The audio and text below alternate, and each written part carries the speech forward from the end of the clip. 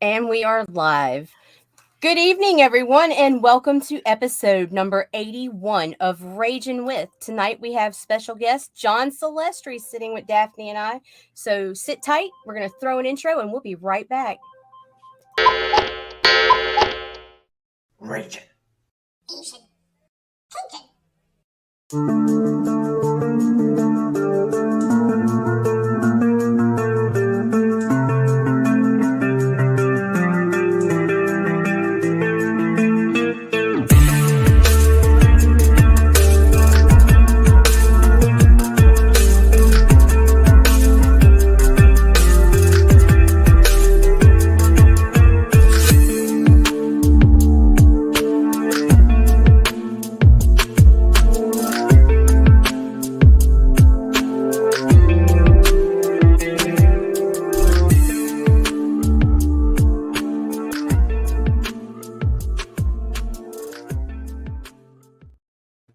And welcome back. Let me drop this card. All right. Hello, everybody. Yes. Welcome to another episode of Ragin' With. And it's Ragin' with Daphne and Nita. And before we get started with our very special guest, I guess intros all around. So, hi everyone. My name is Daphne Lage, and I am a cartoonist, illustrator, and comic book artist from New York. I have been self-publishing comics since 1992, and I am known for the funny animal fantasy adventure Tall Tales and my medieval fantasy soap opera drama, because that's a mouthful, Eagle Raven, Heir of the First Unicorn. You can read both my comics online at Tall Tales, TAILS online.com, and eagleworks.com, EGOWORKS.com. And you can check out all my videos on how I make my comics on YouTube at Daphne Lage, Lage art. And I'm joined today with my co-host and producer, Nita. Say hi to everybody. Hello, my name is Nita Lanning. I am a writer, vlogger, blogger, poet from Southeast Louisiana. And I'm just here to be nerdy tonight. Yeah, so she's going to be running the board today. Well, she's always running the board because, like I said, she's the producer.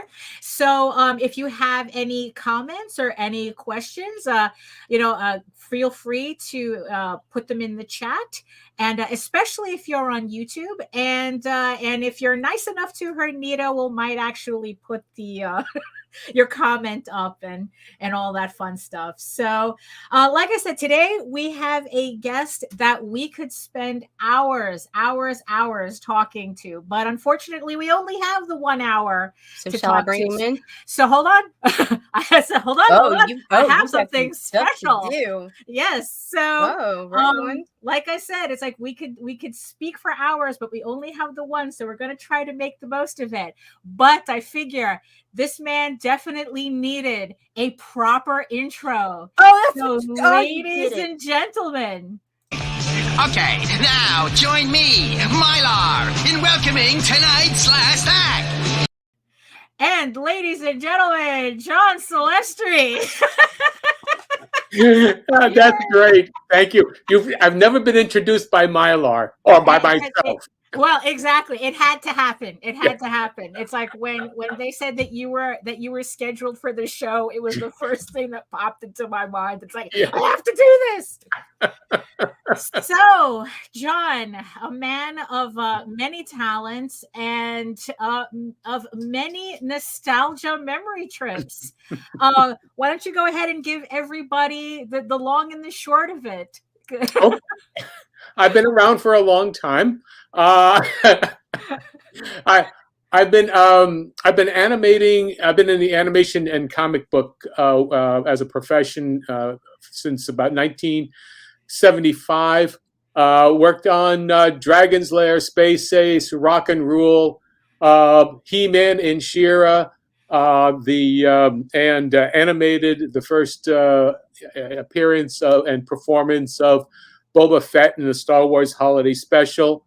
I've done Batman commercials. I've created my own comic books and produced, written and co-authored crime fiction novels and self-published with my wife back in the 90s. So I've done a whole lot of stuff. Tried to break into the comic book industry. I really enjoy doing it now. I can take everything that I've learned and I'm putting it all into my work that I've been doing today. I mean, it really is amazing thank you, Stone. It really is amazing. You know, it's like when I met you for the first time to realize it's like, holy crap, you're not just an animator. You're literally a major part of a lot of people's childhoods. Right? And last night, I was like, holy shit. You know, I mean, it's like, especially, you know, like She-Ra meant a lot, and, you know, Rock and Rule especially was one of those. And yeah, and it's like, and you were just telling us a story about how the holiday special, the Star Wars holiday special, was you know, it's like you made Boba Fett canon before the movies did. Yes. You know? Right. You know, so I mean, it's like, yeah, like I said, there's so much that we could talk about, but you know what? It's like, let's try to like, so speaking of Boba Fett, okay, right? So we have the book of Boba Fett out, right.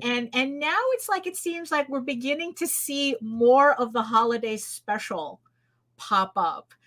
Okay. And how is like, it's like, so knowing that whenever that comes up, knowing that that's yours, I mean, how are you feeling about this right now? How are you feeling about this Boba Fett explosion happening right now?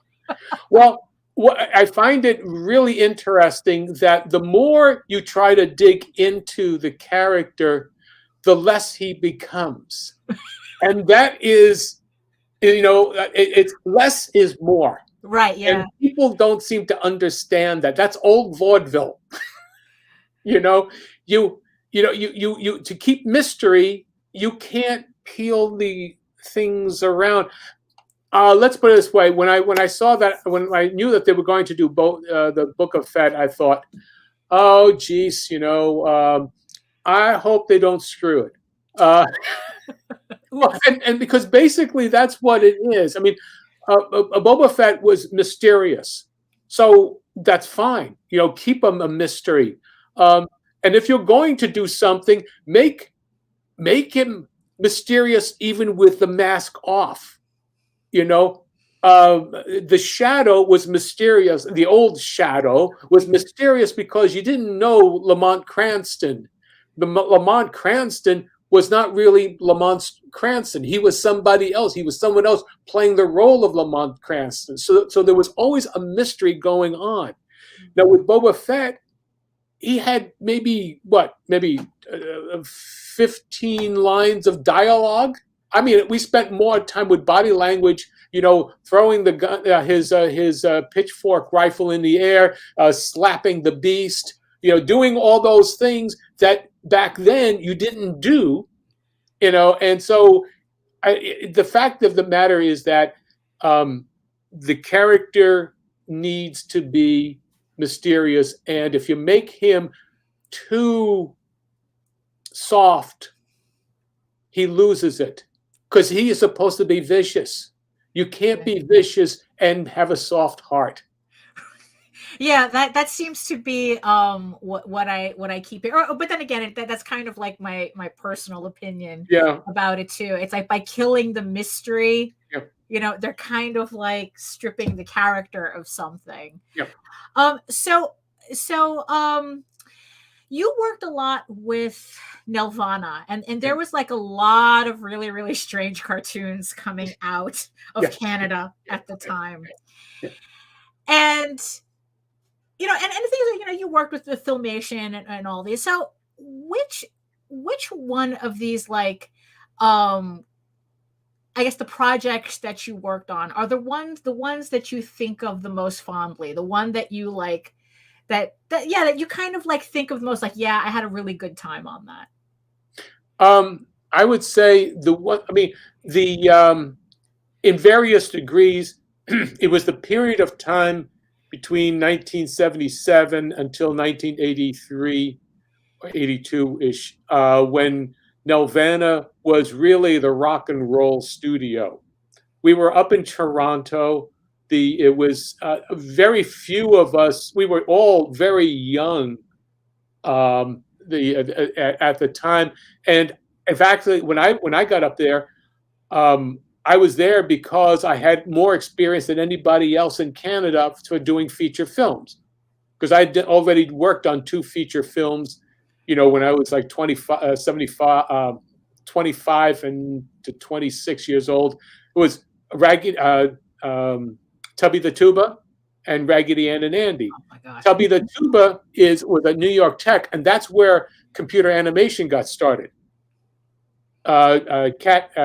Edwin Catmull and somebody else, and when they were playing with creating Photoshop, and where they were creating what became Industrial Light and Magic, which became Lucas. Well, yeah. all of that kind of stuff. Yeah. Anyway, but I was learning from the old Popeye and Mighty Mouse animators, from the Fleischers and Paramount and Terrytoon group, because as I said, there were no. But when I got into the business, there hadn't been new blood for 20 years, so I learned on the job with them.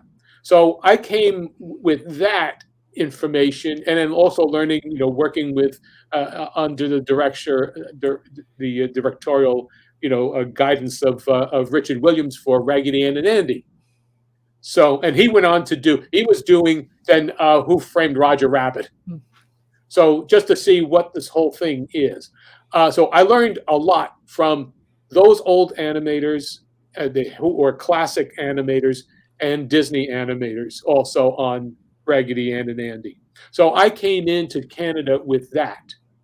And so they were trying to do stuff that they hadn't done before. So we were doing all of these rock and roll, all musicals, for half hours, in A Cosmic Christmas, Devil and Daniel Mouse, what was it? Romeo and Juliet, Please Don't Eat the Planet, or the Intergalactic Thanksgiving, and Easter Fever. Throughout that, I was working, with John Sebastian of the Loving Spoonfuls, who was doing our sound music, who are doing all of the music for those shows. So I got to work with him. I got to work with just doing classical pieces, doing a lot of music, a lot of acting. And then there was working on Rock and Roll. And that was Earth, Wind and Fire, Cheap Trick, Iggy Pop, Lou Reed, and Deborah Harry. So that's the Rock and Roll. That period of time was great, because we weren't being looked over and said, you can't do that. We did the best we could, but it was almost like starting an industry from scratch, because it was pre Roger Rabbit. It was pre animation, you can make money. It was, we have to do stuff, and so let's do it. And they had the contract with CBS, Viacom. They were being syndicated, those half-hour specials. It was holiday specials that we did. So we did Christmas, Halloween. We did Valentine's Day. We did Easter and Thanksgiving. Those were the 5 that I worked on. We did one more for baseball, and that was Rick Danko of the band doing the music for that one. Oh, I think I remember. Yeah, it's like they all just, like I said, they were all just very strange. Well, the strangeness is that we weren't doing Disney. Yeah. We were all coming in with stuff that was.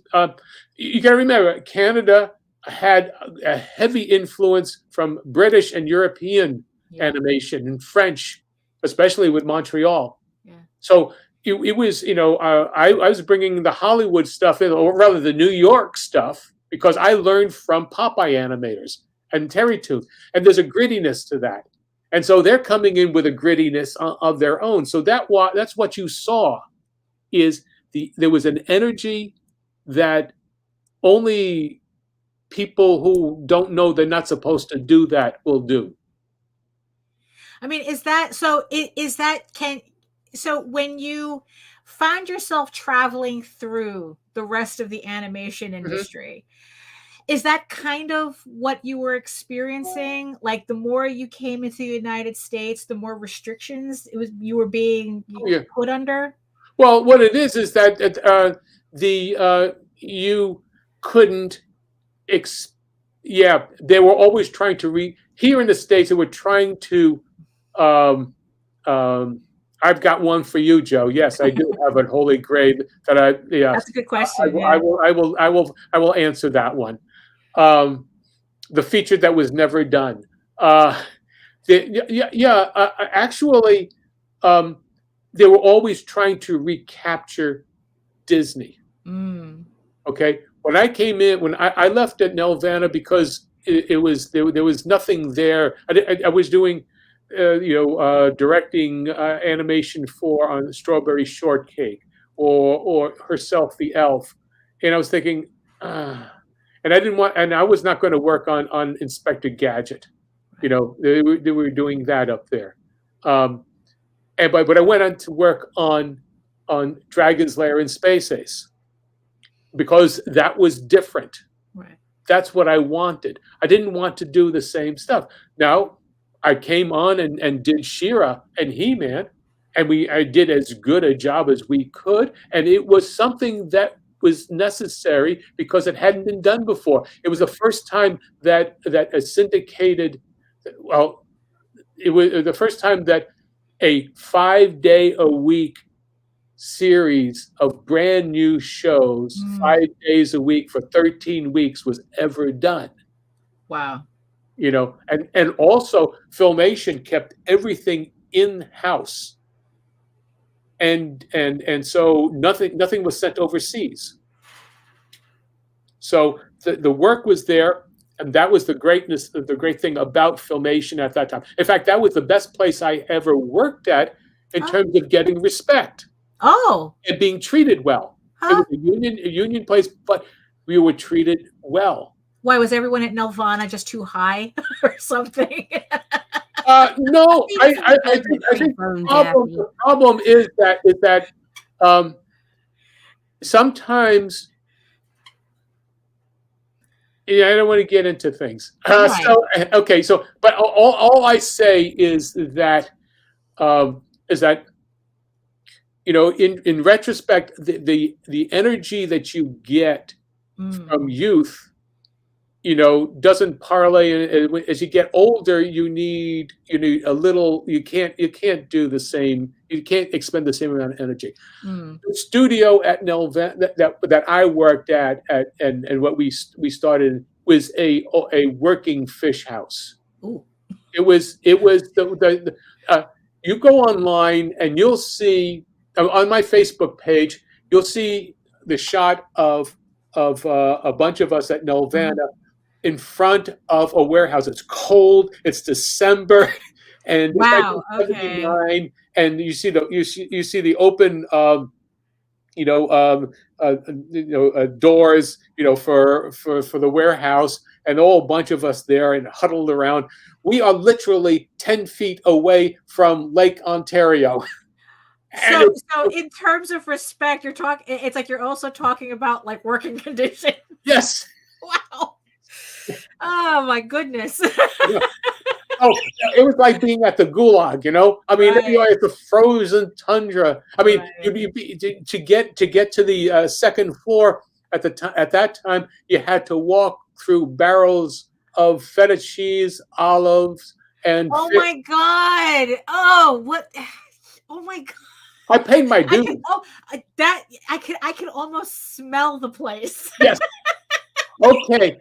Let me. Okay. So let's wrap up. Let's go back to the question about. So in with all these animation companies, was there a project that like a Holy Grail project? Yes, the Holy Grail project was that I would have been working because I met with the directors and whatnot. Brad Bird and Jerry Reese, and they were going to do an animated version of The Spirit. Now, Brad Bird as an Iron Giant. Brad Yes. Bird. Right. Iron Giant and in the Invincibles. Right. Mm-hmm. The Brave Little Toaster, Jerry Reese. So yes, that's that Brad Bird, and so I was going to because I just came off of Rock and Rule. I had my material and I showed them the stuff. I did a special scene myself for flipping of The Spirit, and for attitude and action and whatnot. And so I went and met with them in San Mateo and at their place, and I showed them the reels and whatnot, and they just said, okay, if they could get this going, I would have been animating one of the senior animators on The Spirit. And that project didn't happen. Just never did. Huh? It never. Everybody wanted it. Right. But but the money people said animation doesn't make any money. Right. Okay. Yeah. So it was because it was that period. It was that period. Yeah. 1980. It's 1983. Right. And so. From there, within a month or two after, meeting with them, I was kind of waiting for stuff and whatnot. But then I contacted, Booth, and I got hired on to do work on the laser games. Right. Yeah. Which I think was like the first 50-cent arcade game. It was considered incredibly expensive. Yes. Yeah. Yeah. I think it was a quarter, I guess. Right. I mean, I don't know what they did because it was a dime, and I don't know. Yeah. All I know is how to animate it, right? And I know how you choreograph things like that. But you just have to know where to put your, what the tells were. You can jump over things and what to use. Yeah. So. From when you started to when, so when did you retire from animation? Well, in terms of as a profession, right? I didn't retire. Got kicked out. Oh, okay.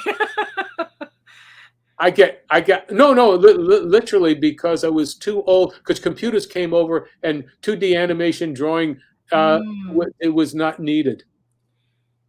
Wow. Okay. That's struggling to bring it back because nobody knows how to draw anymore. Yeah, I know, right? We talk about 2001, 2002. Right. So with that, because my next question after that is like, so in your entire animation career, like what was the biggest change? Like what was the biggest difference from when you started to when you were forcibly retired? The age of the producers, because they look the biggest change was that I looked up as a young person. I looked up to the people who knew how to do things. When I got to that age, the people younger than me weren't looking up to me at all. They didn't care. So who were they looking at? Themselves. Really? Yeah, that's when the circle jerk started, and that's when every animation went downhill. And wow, there you go, Nita. You know that. Yeah, that's it. Because I was hitting my stride when I was still basically what was I? Was it 50, 51, 52? Mm-hmm. That's not old. That's not old, people. No. And so I had by that. When you to make an animator in the classic sense, you need 10 years. The first 5 years, you're learning the basics and understanding the tools. The next 5 years, you're starting to develop your own style. So in 10 years, your 10th year, you're starting to really to kick in, okay? And then that's what happens. So when I was doing rock and rule, I had just hit my 5th year. So I was doing Quad Hole Cindy and Mylar in my 5th year of being a professional. By the time I was doing the, there are a bunch of Batman commercials that I did. I was doing that in my 10th year, of being animated, and I did those on 8.5 by 11 paper, and I faxed that to Canada. That's faxing. It's What is that? Explain faxing. Yeah, what is that? But so from animation, you decided you wanted to move into comics. Right. Hold on. Let me. There you go. Yeah, it's like the cats all want the pillows right now. So it's hot. Oh, definitely. Yeah. Rhymes. Yeah. So did you find that it was like similar enough for you to move into comics, or was it kind of like a learning curve to get into comics? I had been doing it for all my life anyway, because I wanted to get into comics right from the word go. The first thing I wanted to be was a comic book artist. Back when I was 7, 8 years old. So I wanted to do that kind of stuff. I did my superhero rip-offs and things of that.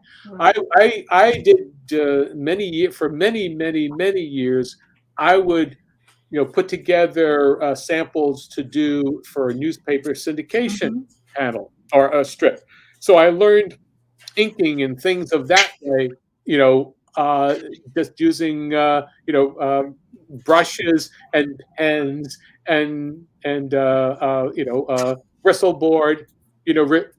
Yeah, I see what's going on back there. So I know they have no respect for the live stream schedule. No, you can't. No. So I learned writing. So I learned lettering because my dad was a draftsman. He worked on the Nautilus. He was like one of those, plans and whatnot. So the first thing I drew with was just, the stuff that he brought home with, pens and things of that sort. So I was familiar enough with that. I had my own table, little board, put paper on there and draw and, ink and whatnot. So I had been developed all of that all the way through. So that's, writing and drawing and working comic strips, I did storyboards and I did all kinds of stuff after the period of time when I couldn't do anything. They didn't want my 2D animation. Right. So I would work storyboards, which is storytelling. I would do, I had already published several, 5 crime fiction novels with my wife, Kathy. And so I had already developed an ability to write and put together a large story, 300-page, 90,000 word story, developing those, elements, those muscles to be able to produce my own work. Right. It wasn't like I was suddenly away, in new territory. I was just shifting. I was just taking everything I knew and pouring it into that. Now here's a question that we keep hearing in general. So is drawing comics the same thing as drawing storyboards?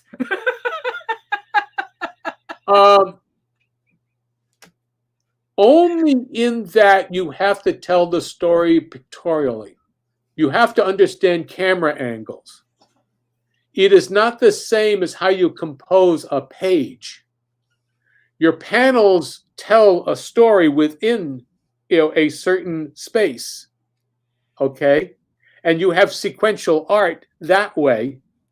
But if you look at everything I'm doing, if you look at all the comic books I've kickstarted, you can lift those things up and use them as storyboard panels. But within the page, they still maintain the integrity of a page as a visual thing to understand. You know, and there is a pleasing element about that, and that's what you need to know is eye direction. You have to know, you know, where are you laying, and that's basic layout. You know, how in what direction do you want the eyes to go, from here to here to here to here to here, and you have to know what is Western back and forth versus manga back and forth. Yeah. So there's that. So on that note, we just hit the half-hour mark. So before we start talking specifically about your comic book work, I just want to introduce everybody to what I saw as baby Daphne, trolling HBO late at night. I know the scene. And all of a sudden, coming across this and having my life changed forever. And then we're going to do a bump. Okay. But this might be a different kind of bump along with it. Okay. And then I saw this. Whoa! Cinderella knows what you're talking about. Ow! Sometimes those brothers of mine really burn my buns, too. They keep this place locked up tighter than a hummingbird's tweet. By the way, doll, who are you? Mock's new lady friend? And I was changed forever.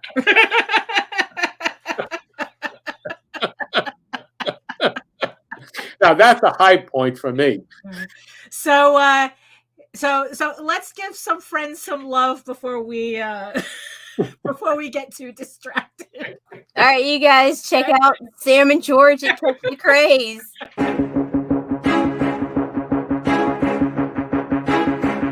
It's Monty Moore. I'm a 30-year comics veteran in comics, games, and movies, and you've been watching one of my absolute favorite podcasts, Catch the Craze. You are watching Catch the Craze. What am I listening to? And you're listening to Catch the Craze. Where are all the indies at? A Catch the Craze podcast. What are you watching? I'm watching Catch the Craze. What are you going to do? Subscribe now to Catch the Craze, the #1 show online for independent. Have you subscribed to? If you are an independent, catch the craze! Making moves on your own, catch the craze! On your grind in the streets, catch the craze! Join the movement, catch the craze! Okay. So if you're not familiar with John's work, now you are. So now we're in your comic book phase. Yes. Yeah. And I have to admit that, the word passion project gets bandied around a lot. It's like, but I do have to admit that when you say that this is your passion project, I believe it. So why don't you tell us about, is there a video that, Yep. Okay, so why don't we watch the video, and then you can tell us all about the Bloodwing Angel Chronicles. Okay. Yeah.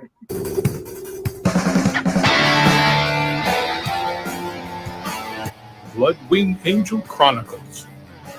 The adventures of Mychal, an innocent angel who is unjustly banished to the mortal realm and battles to survive amongst demons, sinners, and living dead.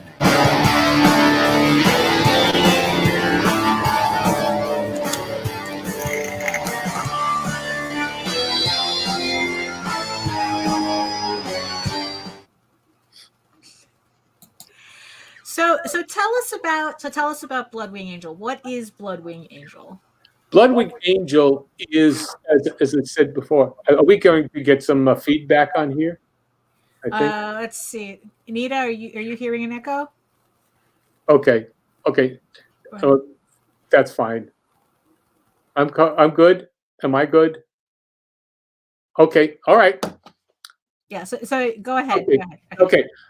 Basically, it's a story about an innocent who has been betrayed by the gods, and how this innocent has to survive, and then in many ways, as the series goes on, it gets the upper hand between the two.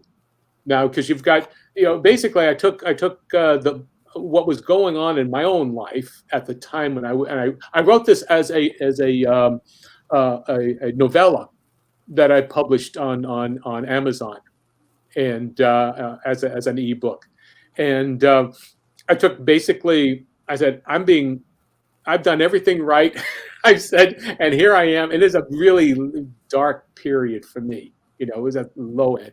And so I wrote this thing about an angel who is being messed with as being a pawn between the forces of good and evil. In the same way the book of Job is that way. Is that a righteous person who's done nothing wrong is beset upon. And how does that person survive? Well, I took a basic element of that, but now it's Mychal, who is the smallest, most innocent angel in creation. The youngest is a Bloodwing Angel, because the tips of the wings go in blood wing, blood color blood. It would have turned into white one way or the other as it develops. But anyway, I have a whole little legend that is, that's too complicated to go into right now, but it's in the book. The front page, you can read that. But anyway, so Mychal is plucked and chosen between the two. They said, okay, this is our pawn. They throw Mychal, through the universe, out of safety, and be in the act of that happening, being thrown through the universe into the stars. The universe, the fabric is shredded, is ripped apart, and momentarily, and then comes back together, but not the way it was before, because a promise was broken. It was broken by the person, the God who's supposed to be all good and wouldn't do anything to harm you as long as you believe, as you obeyed him. So this is what the premise is. Mychal lands, becomes a semi-mortal, is birthed as to both male and female. So you have both essences, because angels are neither male nor females, but when they become a physical a being of some sort, they have all the attributes of both. I mean, there are no male and female angels that get together and have cherubs. Right. They don't. That doesn't the way that works. So anyway, there are angels. If you could go, and I did a lot of research on it. There are all kinds of bits and pieces, and all kinds of angels in various religions and such. And so I took all that and I put the character into a world where Mychal becomes a guardian angel to this family in Brooklyn. Of course, because they need all the help they can get. That's right. And so, in this situation, Mychal again is this family has a religious gift shop in Brooklyn, and across the street from it, that shop is the 1717 Club, where the mobsters all gather. And that is actually what happened in my neighborhood, because my folks had a religious gift shop. Right across the street from us on 86th Street was the 1717 Club, where the mobsters would come. Friday nights would be girlfriends, and Saturdays with the wives. Yeah. And it was a club. Yeah, I think back in the day, it's like all our neighborhoods had that, because even my father was telling me stories about the exact same thing. Yeah. Well, I was in Bensonhurst. Okay, so Bensonhurst, that Joe Colombo had his real estate agency 2 blocks away from us. You know, I mean, this is the whole thing. So I'm from that area, so I'm bringing all those elements together. You've got mobsters, you've got demons. I mean, basically, the 1717 Club is like the cross between The Sopranos and From Dusk Till Dawn. Nice. Nice. Now, now the thing. Okay, so the thing is, what I like about your angel research is how you show Mychal originating as a celestial angel. You know, and it's like, because a lot of people think like angels are, you know, like beautiful people, and it's like, no, there's a reason why whenever angels you come across angels in the Bible, they say be not afraid, because the eyes and the wings, they look more like Guillermo del Toro designed them rather than, you know. So I really like the fact that that's how Mychal starts off, as that celestial being. So now the thing is that, so what is like the I guess so what kind of book is this? Like because I know you have Snuffy and Zoe, which are your children's books. You have Mega Moose, right? So where does Bloodwing Angel fit in your realm here? It's basically, it's like an old it's heavy metal magazine style with R. Crumb of 1960s underground, you know, sensitivity of storytelling. You know, mix those two together: heavy metal and R. Crumb, head shops and rock and roll. And I'm not going to censor myself, other than in good taste. I mean, that's my good taste, but the fact of the matter is that I'm not trying to be crude, but I'm not going to be skittish. I will, if you notice, I do full frontal nudity for Mychal, because how do you play that? Right. Yeah. You know, I mean, that's silly. It's mature. It's mature. It's for people who are not going to say, "Ooh, he's got a wee-wee," you know. You know, go ahead. But also, I'm not playing up the boobs and guns. Right. And so it's like there's nothing there that you haven't seen in a museum, right, or in any classical piece, you know, from Greek and Roman art. Right. Yeah, because that's always I mean, it was something that I've come across too when I decided to mark my book as mature readers as well. It is the fact that, you know, people, how do you deal with people who ask, well, why don't you just take that out? Why do you need that there? Why do I don't read it? You know? Okay, there you go. There you go. There you go. Read it. I love that. You know, I mean, I'm not doing Mouse. Right. Okay. If you take one thing out of Mouse, then you are really pro-Nazi. Right. Yeah. Yeah. You know? Which is I think something like that's happening right now. Oh yeah, in Tennessee. It's going on right now. Yeah. It's like, you know, and it's that way all the time. We've always had a strong Nazi contingency, you know, here in the United States. You know, that's basically true. You know, so but anyway, but the thing about it is that I'm doing for mature, you know, people. We're talking about betrayal. I mean, what is right? The whole thing with Bloodwing Angel is, now that the universe has been ripped apart and restitched together in a way that it wasn't before, you have to come to terms of what is truth, what is lie, what is righteous, what is not, what is crime, what is, you know, what is the law, what is the right thing to do. Now, Mychal has to deal with, because Mychal is coming into that knowing the purity of good and evil, okay?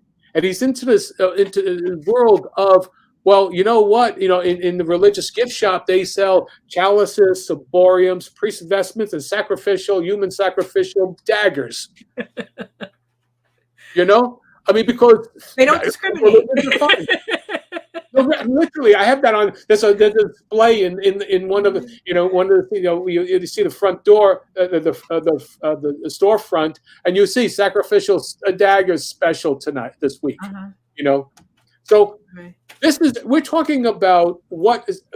So Mychal then also is also dealing with being both male and female. So how does Mychal feel as both sides, gets attracted to both men and women? How does a person react? I mean, what side is going to happen, at that moment? What element of it? So this is what it's all. And I wanted to be able to have that kind of stuff. It's not just about, Mychal doesn't have a flaming sword. It's a flaming arm as an angel, but now because it's a semi-mortal, it can only do a flaming finger, and then maybe a fist at the most, but it's still a flaming finger, And there are various things that Mychal can no longer do because of being a semi-mortal. But there's a lot of play with that. There's a lot of action. There's a lot of stuff going on. But it's also character. How does Mychal interact with things, with humans? Yeah. So this morning we were talking about being passionate about our own characters and our own work. And like I said, and as I said this morning, it's like I really do. I can't relate to people who look at all the work that they do as product, as opposed to a passion.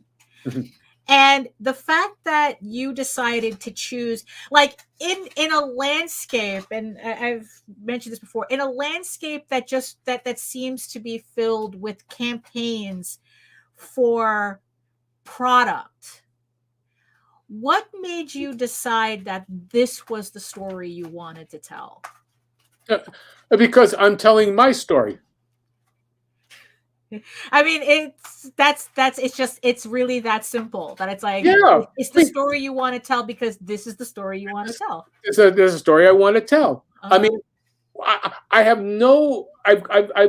gone through that period of time where I self-published crime fiction novels. Okay, got on at least the Cincinnati bestseller list for a day. That was fine. But that was back in the 90s. The 2000, and the thing about it is that I'm not. I know I'm not. I'm too old to play around with stuff. I'm not trying to make a living off of this. Right.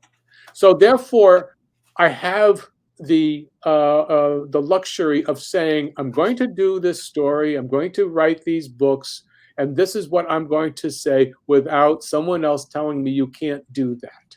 I have the luxury. Make it, take use of it. I mean, why waste my time? I mean, I've only got another 25 years left.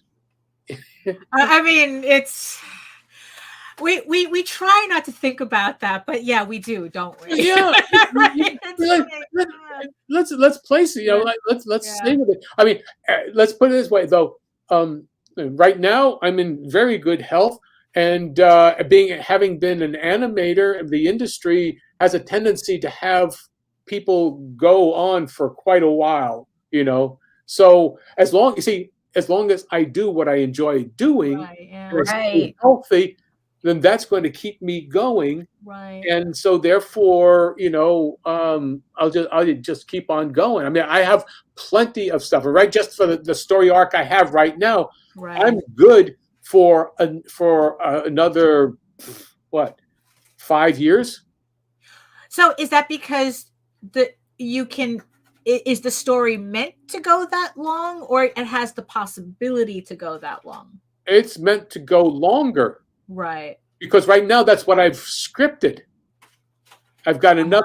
I've got enough. What I did was, when I took the comic book, when I took the graphic novel, or rather the novella, I developed it with an idea of turning it into a TV series. Okay. So when you start generating those things, but what I'm working on right now is a script, a completed script of the first episode, the pilot episode. I've got ideas for another, it goes on for that first season for another 6 episodes. And then I've got ideas for another season. So I do have a lot just for what I've got that I've already just scripted. I could go for 10 years. So Mychal's going to have you busy for a while. Yes, because Mychal starts getting involved with the gangsters. Mychal switches sides. He plays both sides because Mychal is the pawn between in the game of gods that are playing back and forth. And so Mychal starts playing both sides against each other. And Mychal learns how to do that. And that means going into the dark side and then coming back. But as you read the legend, you'll say, my angels can go in, become more righteous, and then lose it, and then go back down to the darkness, and then coming back and forth. Angels are both animals and humans, both male and female, going through all of these various things. So there's a wide world of stuff I can play with. That's why I've done this, so that I don't feel I'm compelled. I gotta stay within these parameters. The box hasn't been built yet for me that I need to stay in. So what's the big? Did Mychal or the story change that much from the prose version to the comic book version? I just added more in terms of it was purely from Mychal's point of view in the prose, and I didn't. I just did it from a first person point of view, and it came to an end where Mychal has decided to become the guardian angel. That was a novella. It's only like 20 to 25,000 words. So it was just through that. But you did get to see, some of the one or two of the characters from the Club 1717. You had that. But when I did the comic, when I did the TV script, I added in a whole other realm of the characters in there, plus the other politicians, in that element. So yeah, there's a lot that was developed and just kept on growing from there. I mean, so what is it? What is like the one working on Bloodwing Angel? Like, what is I don't know, what is like the main thing that stokes your passion for it? That keeps you going on this, that keeps you going on this, right? That wants you to that makes you want to spend another 10 years on this project. Well, first off, I like Mychal. I like the world that I've created because no one told me I couldn't do it. I like the wide open spaces of the concept. I like the fact that I don't have to place something in front of a board to say, yeah, you could do this. No, you can't do that. And I really think at this point, I know I don't have much of an audience or a group, but the whole idea is to say, I'm not going to censor myself. So therefore, I'm not going to be wishy-washy about it, or I'm not going to pander to anybody. And I'm not going to, downplay anybody. I'm just going to be trying to make my characters as human as possible. And it's really all about interaction. And that's what gets me going, because I like I can do action, I can do character in my animation. I've shown that. I've shown I can do all of that. And I've shown that I could do personalities. but it's plot driven by character, because the plot comes from one character in conflict with another character, and what are they learning and what are they doing? What's going on inside? Are they growing? Now characters don't have to don't have to develop so that it becomes something completely different, but there is still an essence of that character that remains the same. It could be tempered, and then the character could fall back. I mean, humans are that way. They're not consistent, but yet who they are from the time they were 5 years old. They're basically what you learned in what the person was in kindergarten or in the first grade. That's what they were like in business. So anyway, yeah, that's what stokes me is being able to do all this stuff and draw it. Right. Is there something that you're with the series that you're really, really looking forward to getting to, or is it just the whole process? The whole process. You got to enjoy the process. If you don't enjoy the process and get into the zone, what are your goals then? I mean, my goal is to enjoy each day working on it. And it doesn't have to be a high. I mean, I enjoyed, the feeling of accomplishment, that the cutting and pasting of those two scripts. Because basically, for our audience here, what I did today was basically I was cutting and pasting the two scripts, two versions of. Let me see if I can get one here. Just to show you how. Okay, here. This is the prose version. This is the script version from that. So I'm not combining the two now into, basically a beat sheet here. What I'm going to do now, that is a comic book page. And that's what's going to be happening in that page. So that's, I did that together for this next book. And so I enjoyed doing that. I still got another 2 to 3 times that amount to cut out of the first episode. So that's like I've got basically another 2 books on top of that. So there'll be 5 books just for that one episode. So are you planning on putting out a trade at some point? Yeah.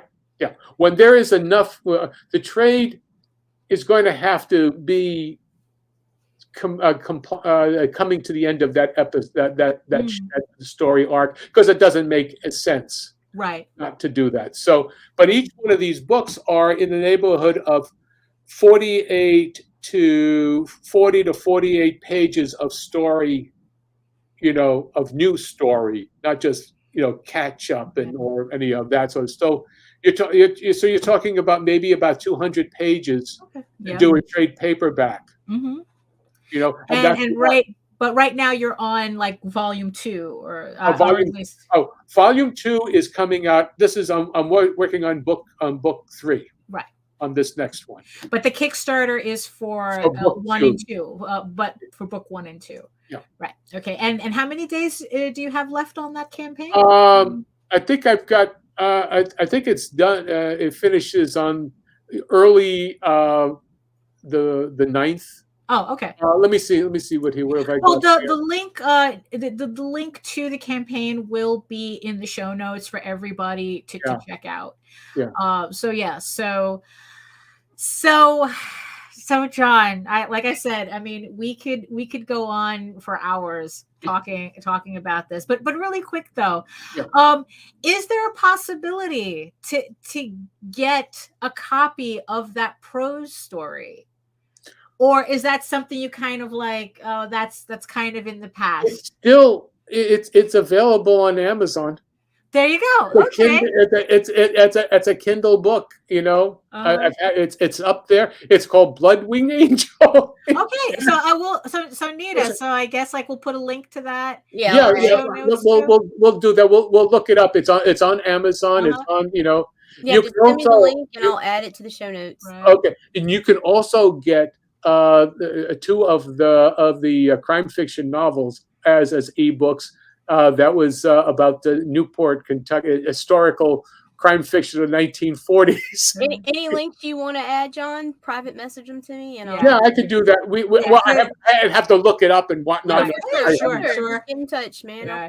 But like I said, we could go on for hours talking different aspects of the creative process. Oh yeah.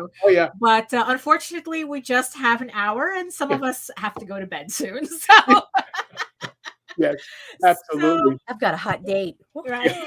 So, as always, it's a joy speaking to you, John. And definitely we need to do this again. Yes. And I hope everybody in the audience is just as awed with finding out how much a part of their childhood you really are. And before we go, why don't you tell everybody where they can find you? Well, Google me as John Celestri. I am on. I do. You can. If you've got Facebook, you can. I do mostly. Pretty much. You can. You could see my stuff on private. It's not. It's on public. But on Instagram, I hardly do anything. It's Twitter and on YouTube. I have my YouTube channel where I do a lot of instructional videos, and I think I've got maybe about 20 of them for animation and comic book work, art, storytelling, elements, animation, as I said, timing, and how to draw figures and things of that sort, as an animator would. So from an actual animator, not someone pretending doing animation in theory. So here we are at the end of all things, or at least just at the end of this hour. I want to thank everybody for joining us and interacting in the chat, and and just watching to the end here, because like I said, how could you not with John on here? So again, my name is Daphne Lage, and you can head on over to my main portfolio site at egoworks.com, EGOWRKS, where you can find links to all of my galleries and social media sites. But I mostly post to Facebook if you're into seeing sketches and current work in progress updates, and of course here on YouTube for my videos. And I'm trying to get back to semi-weekly art streams, so we'll see about that. You can also read the first 5 issues of Eagle Raven, Heir of the First Unicorn, in its original black and white format. But if you prefer your fantasy to be more of a Lord of the Rings adventure, you can follow the link to Tall Tales, TAILSonline.com, and read the first 20 issues of Tall Tales for free. And while you're there, don't forget to sign up for our monthly newsletter, because we have a full year of campaigns coming up, and you don't want to miss a thing. So, Miss Nita, where can everybody find you? I can be found all over social media as Nita Lanning, or Creating Chaos on Twitter at C_chaos247. And of course, you can always get in touch with Ragin AVC for any of our services at raginabc.com. So so thank you again, everybody. Keep an eye on our feeds on Twitter and Facebook to find out who our next guests will be, and not to miss another Ragin episode. And also make sure to catch us Mondays through Fridays at 11 a.m. where we do the Ragin vlog, where it's me, Nita, and Meredith talking about everything and nothing. And maybe some educational stuff in between, so there's plenty of you there's plenty for you to watch. So again, thank you, everybody, because I can't thank everybody enough, because share the love here. Don't forget to like, subscribe, and share out this video to people who would love to see it, and everything else that makes the algorithm gods happy. Right. So on that note, thank you again, and good night. We'll see you all on the next interview, I guess. Good night. Bye. Good night, guys. Hey there, this is Meredith Loughran with Ragin. And I wanted to let you know that we encourage and promote independent creators and their projects through organic interaction, consultations, and more. Visit Nita and me at RaginAVC.com for details and contact information. Hit the button.